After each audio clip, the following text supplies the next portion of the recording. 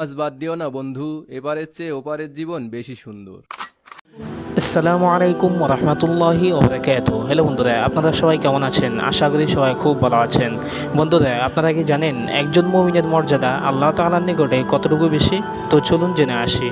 তিরমিজি শরীফে এসেছে, ক্বালা নাফিউন নাযারা ইবনু উমর রাদিয়াল্লাহু তাআলা আনহু ইয়াওমান ইলাল বাইত আও ইলাল কাবা ফাকালা মা আযমাক ওয়া আযমা হুরমাতাক ওয়াল মুমিনু আযমু হুরমাতান ইনদাল্লাহি মিনকা।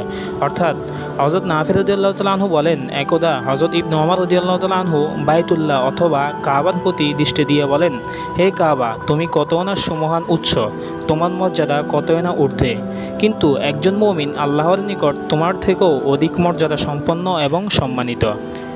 তিরমিজি শরীফের হাদিস। এই হাদিস দ্বারা বোঝা যায় যে একজন মুমিনের মর্যাদা আল্লাহ তাআলার নিকটে কতটুকু বেশি। সুবহানাল্লাহ। আর এমনই ভিডিও পেতে আমাদের চ্যানেলটিকে সাবস্ক্রাইব করে রাখুন। তো দেখা হবে অন্য কোনো ভিডিওতে। আল্লাহ হাফেজ।